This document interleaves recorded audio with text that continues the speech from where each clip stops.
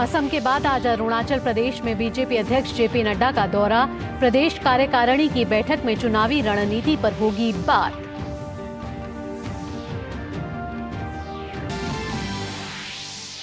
उत्तर पश्चिमी हिस्से में आज से शीतलहर की स्थिति में राहत की उम्मीद। पंजाब, हरियाणा और उत्तर प्रदेश समेत पूर्वोत्तर में छाया रहेगा घना कोहरा।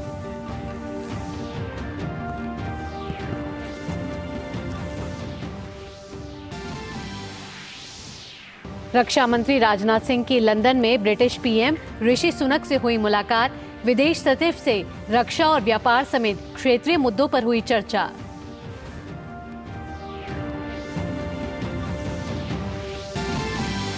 अंतर्राष्ट्रीय खबरों में संयुक्त राष्ट्र सुरक्षा परिषद ने लाल सागर में जहाजों पर हूथी हमलों की निंदा की। हमलों को तत्काल रोकने का प्रस्ताव किया पारित। अमेरिका ने हमलों को बताया गैर कानूनी।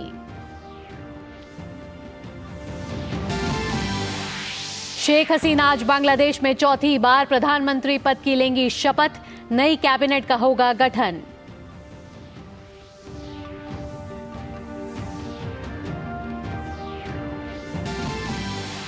क्रिकेट में भारत अफगानिस्तान के बीच 3 मैचों की T20 सीरीज आज से।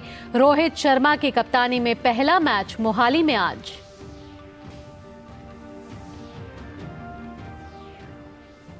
नमस्कार, डीडी न्यूज पर आप सभी का स्वागत है। मैं हूं आपके साथ भावना नैयर। सुर्खियों के बाद अब खबरें विस्तार से। भाजपा अध्यक्ष जेपी नड्डा आज अरुणाचल प्रदेश के एक दिन के दौरे पर रहेंगे। भाजपा अध्यक्ष ईटानगर में पार्टी की राज्य कार्यकारिणी की बैठक में शामिल होंगे। वहीं दोपहर बाद भाजपा कोर कमेटी की बैठक भी लेंगे। बैठक में आम चुनाव के अलावा राज्य में होने वाले विधानसभा चुनाव के लिए पार्टी की तैयारियों की समीक्षा की जाएगी। इससे पहले कल पूर्वोत्तर राज्यों के दौरे पर भाजपा अध्यक्ष असम पहुंचे थे। पार्टी कार्यकारिणी की बैठक के अलावा उन्होंने कल गुवाहाटी में रोड शो किया था। राष्ट्रपति द्रौपदी मुर्मू आज नई दिल्ली में स्वच्छ सर्वेक्षण के विजेताओं को सम्मानित करेंगे। इस कार्यक्रम में विभिन्न श्रेणियों के तहत 110 से अधिक पुरस्कार प्रदान किए जाएंगे। राष्ट्रीय श्रेणी में 20 से अधिक पुरस्कार होंगे।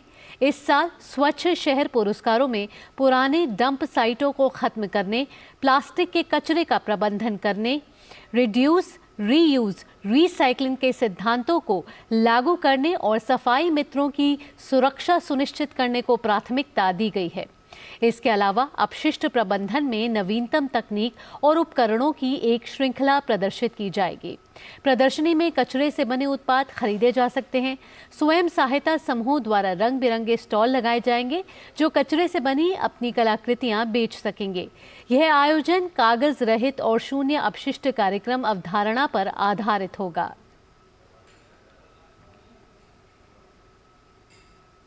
बढ़ते हैं अगली खबर की ओर। रक्षा मंत्री राजनाथ सिंह ने ब्रिटेन दौरे के अंतिम दिन वहां प्रधानमंत्री ऋषि सुनक से मुलाकात की और कई द्विपक्षीय संबंधों पर चर्चा की। बैठक में रक्षा, व्यापार और क्षेत्रीय मुद्दे वार्ता के एजेंडे में थे। साथ ही मुक्त व्यापार समझौते की प्रगति को लेकर भी चर्चा की गई। रक्षा मंत्री राजनाथ सिंह ने ऋषि सुनक के अलावा ब्रिटेन के विदेश सचिव डेविड कैमरून से मुलाकात की। दोनों नेताओं ने भारत ब्रिटेन संबंधों को बढ़ावा देने और दोनों देशों के बीच सहयोग को गहरा करने पर व्यावहारिक विचार विमर्श किया।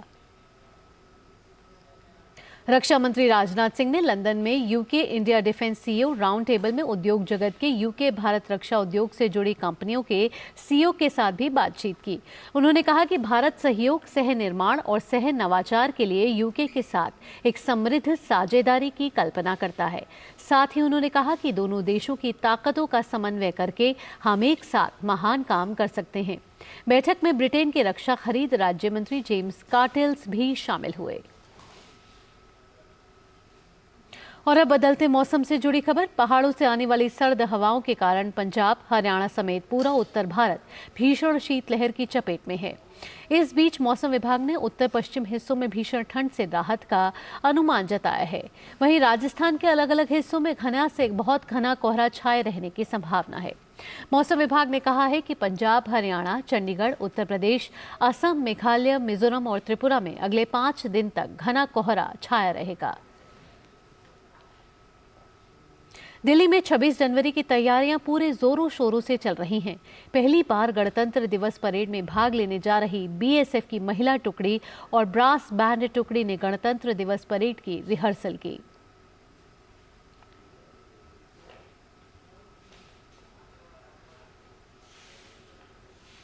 घने कोहरे के बावजूद बीएसएफ की ये टुकड़ी, महिला टुकड़ी, लगातार हर रोज गणतंत्र दिवस समारोह के लिए रिहर्सल कर रही है। आइए बढ़ते हैं अगली खबर की ओर। दिल्ली में चल रहे एनसीसी के गणतंत्र दिवस शिविर में देश भर के सभी निदेशालयों के कैडेट हिस्सा ले रहे हैं। यहां रोजाना कैडेट अपने अपने राज्यों के सांस्कृतिक कार्यक्रम भी पेश कर रहे हैं। दिल्ली पहुंचकर ये कैडेट कितने उत्साहित हैं, इसका जायजा लिया है हमारे संवाददाता गिरीश निशाना ने।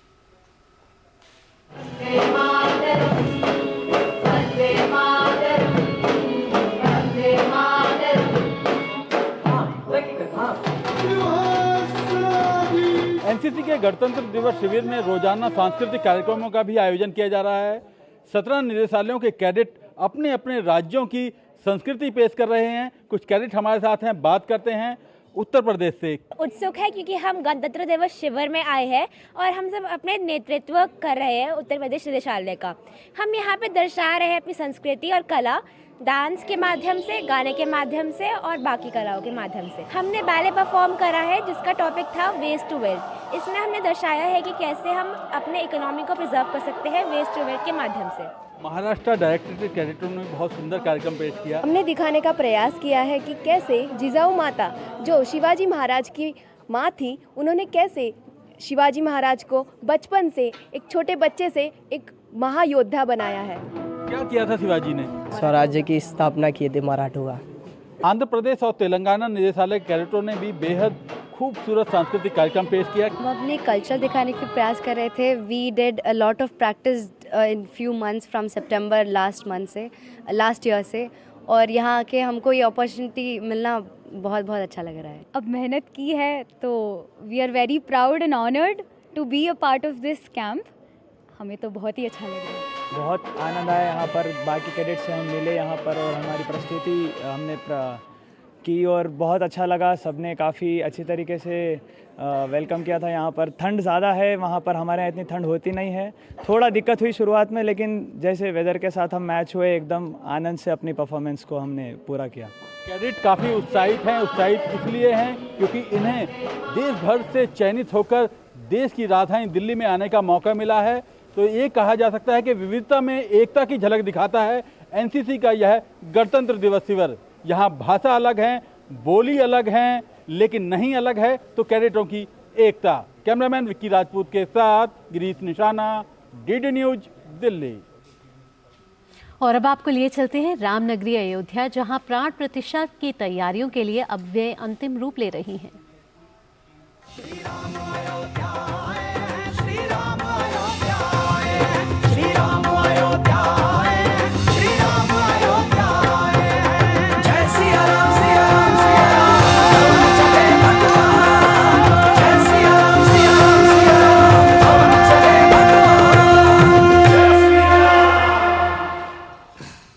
राष्ट्रीय स्वयंसेवक संघ के सर संचालक मोहन भागवत को श्री राम मंदिर के प्राण प्रतिष्ठा का निमंत्रण मिला है।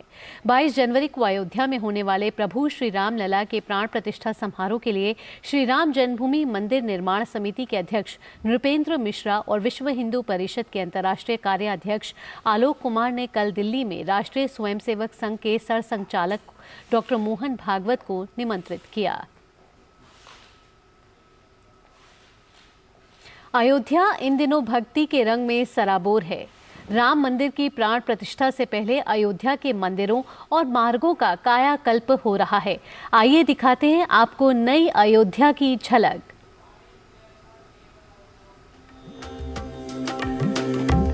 वक्त बदला, समाज बदला, प्रदेश बदला और देश भी बदला, लेकिन नहीं बदला तो प्रभु श्री राम का नाम। जी हाँ दोस्तों, हम आ गए हैं अयोध्या धाम, जहां कण कण में बसते हैं प्रभु श्री राम। 22 जनवरी को प्रभु श्री राम राम मंदिर में स्थापित होने वाले हैं। इसके लिए अयोध्या को सजाया और संवारा जा रहा है, उसको विकसित किया जा रहा है, उसे एक नया रूप दिया जा रहा है। अयोध्या का कितना विकास हुआ हम पूछेंगे यहाँ के लोगों से। चलिए दोस्तों, जब आप अयोध्या धाम बस स्टैंड पर उतरेंगे, आप इसी धर्म पथ के जरिए अयोध्या की तरफ जाएंगे। इसी धर्म पथ पर आपको दोनों साइड इसी प्रकार की पेंटिंग्स दिखाई देंगी, जिन पर प्रभु राम के चरित्रों को और उनके जीवन के प्रसंगों को उकेरा गया है।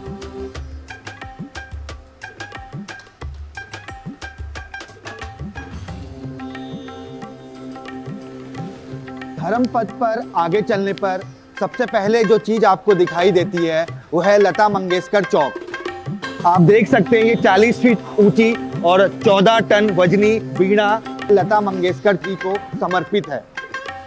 ये सुंदर सा लता मंगेशकर चौक हाथ फैलाकर अयोध्या में आपका स्वागत करता है।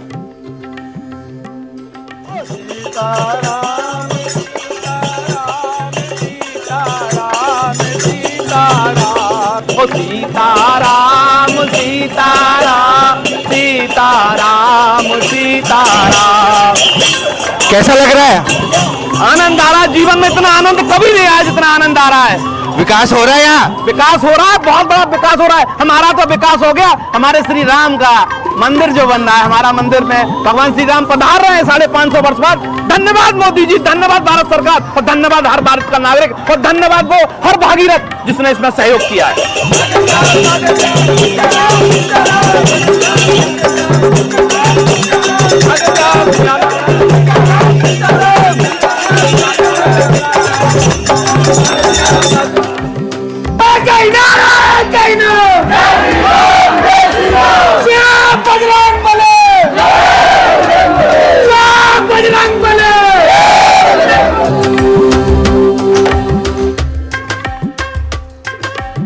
कैसा लग रहा है यहाँ पे आके? यहाँ पे आके बहुत अच्छा लग रहा है, बहुत भक्तिमय माहौल है और सब लोग दर्शन कर रहे हैं, सबको देख के अच्छा लग रहा है। यहाँ पे पहले भी आए हैं? मैं पहले आई हूँ एक बार।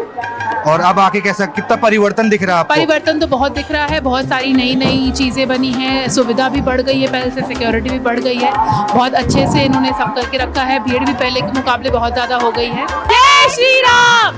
बहुत परिवर्तन है। पहले तो यहाँ कोई उतनी भीड़ संख्या आती नहीं थी, इस समय देखिए लाखों लाख की संख्या आप देख रहे होंगे। हाँ। लाखों करोड़ों की संख्या। आस्था धीरे धीरे भगवान राम के प्रति हाँ। अयोध्या विकसित हो रही है। अयोध्या में श्रद्धालु दूर दूर से देश विदेश से आके दर्शन करके पूजा करके फिर जाओ वापस। इसका श्रेय किसे देते हैं? इसका श्रेय माननीय प्रधानमंत्री जी और मुख्यमंत्री जी को।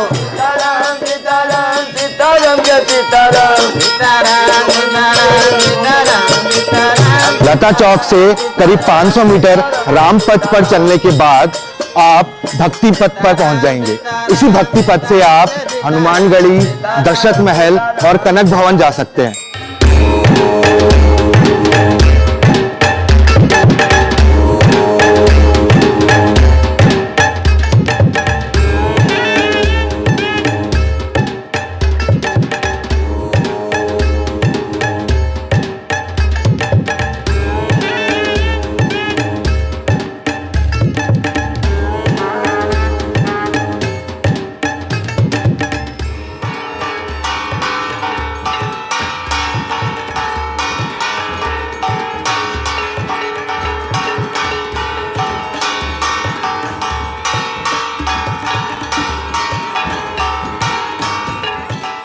अयोध्या में बहुत काफी सुंदरीकरण, स्वच्छता के ऊपर बहुत ध्यान दे रहे हैं भाई।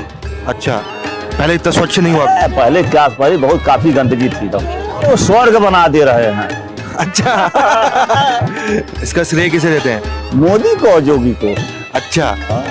उनकी बदौलत ही सब बन। एकदम सारा काम वही कर रहे हैं, कोई काम कौन करेगा, न किया है न करेगा। 22 जनवरी को भव्य उद्घाटन भी है हमारे यहाँ अयोध्या में। राम मंदिर इतना बड़ा बन रहा है, कई सालों का इंतजार था। मोदी जी ने तो बहुत अच्छा कार्य किया और वो पूरे विश्व की, यहाँ की उदासी नहीं, पूरे विश्व की उदासी मोदी जी ने खत्म कर दिया और आज अयोध्या धन्य धन्य हो गया। ये नंबर 1 की केंद्र हो गया, ये मोदी जी का देन है और धर्म की रक्षा ऐसे करते रहे, मैं आशीर्वाद देता हूँ। पहले तो बहुत थोड़ा सा चल रहा था। अच्छा। ताकि सिंगल रोड था। हाँ। सिंगल रोड के चलते भीड़ भी हो जाता है, दुकानदारी सही से चल नहीं रहा। अब तो बाईपास 4 लाइन 6 लाइन हो गया, इसलिए दुकानदारी भी बढ़ा और सही से इनकम भी हो रहा। राम बेड़ी पे कोई नहीं नजर आता था, अब इस समय करोड़ों आदमी आ रहे हैं नजर, और डेली हमेशा ऐसे ही भीड़ चलती रहती है। दीप उत्सव में यहाँ पर बहुत ज्यादा ही उत्सव मनाया जाता है, काफी भीड़ होती है। आइए बढ़ते हैं आगे। अगर आप भी रामलला का दर्शन करने अयोध्या आ रहे हैं और होटल धर्मशालाओं में रुकना पसंद नहीं करते हैं तो यह खबर आपके काम की है। आपको अयोध्या में रुकने के लिए अच्छा कमरा और पारिवारिक माहौल चाहिए तो यहाँ की होम स्टे और पेइंग गेस्ट योजना आपको खूब भाएगी। आइए देखते हैं इस पर खास रिपोर्ट।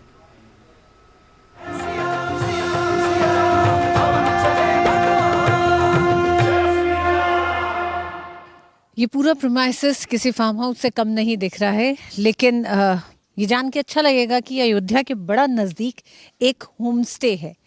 यानी कि 22 जनवरी के बाद से जब अयोध्या में आवाजाही बढ़ेगी यात्रियों श्रद्धालुओं के लिए, तो एक बेहतरीन होम स्टे तैयार मिलेगा आपको। ये होम स्टे जहां आप कोई ऐसी सुविधा नहीं है जो आपको 5 स्टार होटल्स में नहीं मिलेगी, उसी के साथ साथ यहाँ का ये बेहतरीन चूल्हा आपको लेके आएगा उन यादों में जब आप गांव में जाते हैं और जब आप चूल्हे पे पकी रोटी खाते हैं, चूल्हे पे पके खाने का स्वाद लेते हैं। तो इस होम स्टे में ये सारी कोशिश की गई है कि किस तरह से जो दूर दराज से विदेश से लोग आएँ उन्हें सारी सुविधाएं भी मिलें और वो ये ना भूलें कि भारत की मिट्टी का भी एक स्वाद है, भारत की मिट्टी की एक महक है, वो महक भी हो। इस योजना से पर्यटकों को सत्कार के साथ साथ स्थानीय लोगों को रोजगार के अवसर भी मिले हैं। होम स्टे योजना सिर्फ रोजगार का जरिया मात्र नहीं है इन लोगों के लिए, बल्कि रामलला की प्राण प्रतिष्ठा में अयोध्या आने वालों के लिए ये उनका सेवा भाव भी है। हम लोग भी रुकते हैं शहर में जाके, होटल्स हुए या होम स्टे हुए, छोटे छोटे होम स्टे शहरों से। अब यहाँ पे गांव में जो फील यहाँ पे एक बार आने के बाद, जैसे यहाँ का एटमॉस्फेयर, आपकी यहाँ की हवा, क्लाइमेट बहुत डिफरेंट है। आपको यहाँ पे घर की चूल्हे की रोटी, बटले में बने हुए दाल, तो जो चीज़ यहाँ पे मिल पाती शहरों में अभी भी होम स्टे है भी, तो वो फील नहीं आती। तो हम लोग जो आज अभी बहुत सारे हमारे जो यहाँ पे स्टे करके गए लोग, वो कहते हैं कि हम 7 स्टार 5 स्टार में तो रुक चुके हैं, लेकिन इस तरह का जो एम्बियंस है या यहाँ जो खाना है, यहाँ की महक है, मिट्टी की महक है, चिड़ियों की चहचहाहट है, वो सब एक डिफरेंट वो फील यहाँ पे देता है। यहाँ पर हमारा प्रयास रहता है कि जो भी हमारे अतिथि रुके हैं उन्हें ये लगे कि वो अपने घर में रुके हैं और उनका अतिथियों के तरीके से सम्मान या व्यवहार किया जा रहा है। अभी जो रिसेंटली हमारे यहाँ रुके थे वो 5 दिन रुके थे और उनका जो कॉम्प्लीमेंट ये था कि आपके यहाँ 5 दिन में हमें कभी भी कोई नाश्ता सुबह का रिपीट नहीं हुआ है। तो ये हमें अच्छा भी लगा ये सुन करके, और इससे एक ऊर्जा भी मिली कि हम आगे कैसे कैसे काम करेंगे। अभी तक होम स्टे योजना के लिए 1000 लोगों ने आवेदन दिया है, जिसमें से 650 से ज्यादा को इसका लाइसेंस मिला है। होम स्टे की बुकिंग होली अयोध्या ऐप के माध्यम से की जाती है, जिसे अयोध्या विकास प्राधिकरण द्वारा विकसित कराया गया है। इस परियोजना में विभिन्न प्रकार के लोकेशंस पर उपलब्ध होम स्टे, उन होम स्टे में उपलब्ध कमरों की संख्या, मिलने वाली सुविधाएं, पर्सनल कस्टमाइजेशन तथा किराए जैसे विवरणों को अंकित किया गया है। इतना ही नहीं, दूर दराज से आए श्रद्धालु या पर्यटकों को रामनगरी के रहन सहन का एहसास भी होगा।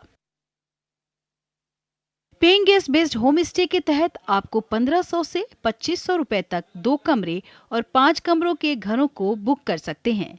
होम स्टे योजना से घरेलू महिलाओं की आमदनी तो बढ़ी है, इसके साथ ही होम स्टे के रखरखाव और साफ सफाई की जरूरत ने लोगों को रोजगार उपलब्ध कराया। आशा करती हूँ कि जो भी लोग आएंगे, अयोध्या में तो बहुत सारे लोगों का ना नए लोगों से मिलना होगा कि वो कैसे हैं, अच्छे से मिलेंगे हम लोग उनसे और उनका जितना हो सकेगा अपने से उनका स्वागत करेंगे मैम अच्छी तरह से। अयोध्या की महिलाओं के लिए तो होम स्टे एक नया कॉन्सेप्ट। जी बिल्कुल कभी नहीं सोचा था, बिलीव ही नहीं हो रहा है कि मेरे घर में लोग इतने अतिथि आएंगे हम लोग के घर। बहुत अच्छा लग रहा है। होली अयोध्या ऐप के जरिए राज्य विशेष के होम स्टे का चयन भी कर सकते हैं आप। अगर आप महाराष्ट्र के हैं तो आप किसी मराठी होम स्टे को चुन सकते हैं। होम स्टे में जहां एक तरफ लोगों की सुविधा और सुरक्षा का ध्यान रखा गया है, वहीं एक भारत श्रेष्ठ भारत की भावना के साथ खान पान में भी अवध के स्वाद का ध्यान रखा गया है। अवध की थाली के जरिए मटर का निमोना, फरा, दाल पिट्ठी जिसे पिठौरी या दाल की दुल्हन भी कहते हैं, जैसे व्यंजन परोसे जाएंगे जो लोगों को अवध की संस्कृति और खान पान से परिचित कराएंगे। योगी सरकार ने अयोध्या में करीब 1000 घर को होम स्टे के तौर पर विकसित करने का लक्ष्य रखा है। ऐसे में इस संबंध में निरंतर आवेदन प्रशासन के पास पहुंच रहे हैं। इन होम स्टे से पूरे अयोध्या क्षेत्र में रोजगार के अतिरिक्त अवसर भी सृजित होंगे तथा समावेशी विकास को बढ़ावा मिलेगा। अयोध्या से ऋतु वर्मा, डीडी न्यूज। विकास प्राधिकरण का प्रयास ये है कि जब अयोध्या में अब लोगों की आवाजाही बढ़ेगी तो ऐसे में 15 होटल जो हैं उसके अतिरिक्त होटलों का निर्माण चल रहा है। आने वाले समय में लोगों को असुविधा ना हो, महंगा ना पड़े लोगों को रुकना, इसलिए इस तरह के होम स्टेज की भी शुरुआत की गई है और उन्हीं में से ये एक बेहतरीन होम स्टे है। तो आइए अयोध्या और रुकिए इस तरह के होम स्टेज में। कैमरामैन विनय के साथ ऋतु वर्मा, अयोध्या से।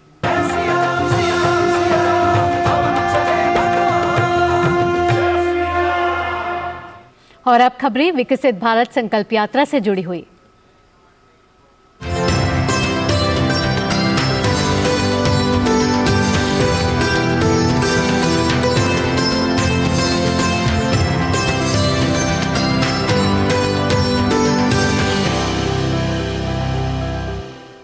प्रधानमंत्री नरेंद्र मोदी की मुहिम पर इस समय पूरे देश में विकसित भारत संकल्प यात्रा का आयोजन किया जा रहा है।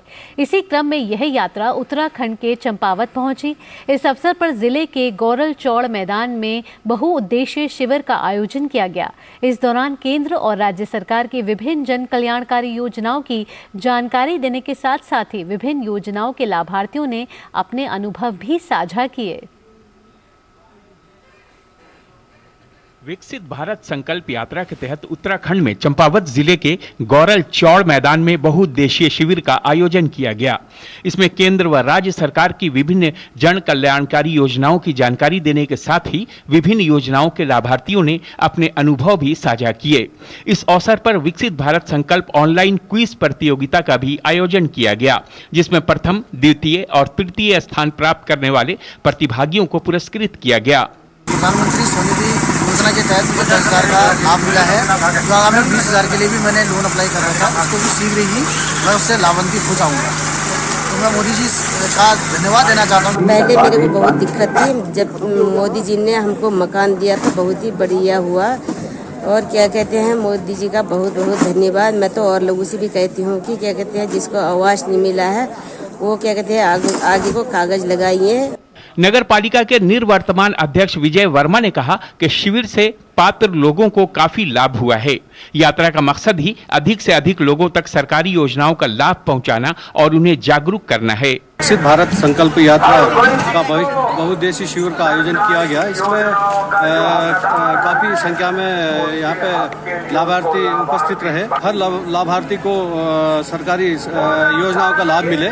विकसित भारत संकल्प यात्रा के जिला नोडल अधिकारी सुरेंद्र महर ने बताया कि चंपावत जिले के लोहाघाट, चंपावत, टनकपुर और बनबसा में संकल्प यात्रा का आयोजन किया जा रहा है। लोहाघाट, चंपावत और टनकपुर, बनबसा में इस संकल्प यात्रा का आयोजन किया जा रहा है और इसमें हम एक प्रतियोगिता भी करवा रहे हैं, क्विज प्रतियोगिता, जिसमें जो विनर होते हैं उनको कुछ प्राइज दिए जा रहे हैं। देश के तमाम हिस्सों में ऐसे ही लोग यात्रा का स्वागत कर रहे हैं तो साथ ही अपनी कहानी साझा कर रहे हैं।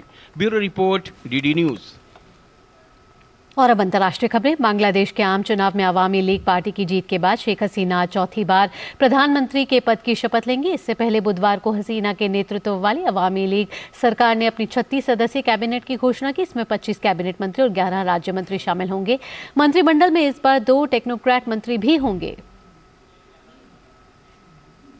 संयुक्त राष्ट्र सुरक्षा परिषद ने लाल सागर क्षेत्र में व्यापारी और वाणिज्यिक जहाजों पर यमन के हूती विद्रोहियों के हमले की निंदा करते हुए और उन्हें तत्काल रोकने की मांग करते हुए एक प्रस्ताव पारित किया है। अमेरिका और जापान की ओर से प्रस्तावित प्रस्ताव में कहा गया है कि लगभग 2 दर्जन हूती हमलों ने वैश्विक व्यापार में बाधा डाली है, जिसके चलते संचालन के अधिकारों और स्वतंत्रता के साथ साथ क्षेत्रीय शांति और सुरक्षा को हानि पहुंची है। प्रस्ताव के पक्ष में 11 सदस्यों ने मतदान किया, विपक्ष के किसी ने भी मतदान नहीं किया। इस दौरान सुरक्षा परिषद के 4 सदस्य अनुपस्थित रहे। खेल से जुड़ी खबरों पर नजर डालते हैं। भारत और अफगानिस्तान के बीच 3 T20 मैचों की सीरीज की शुरुआत आज से हो रही है। सीरीज का पहला मैच आज मोहाली में खेला जाएगा। भारतीय टीम के नियमित कप्तान रोहित शर्मा और विराट कोहली की लंबे समय बाद T20 फॉर्मेट में वापसी हो रही है। हालांकि आज होने वाले मैच में विराट कोहली व्यक्तिगत कारण से मैदान पर नजर नहीं आएंगे।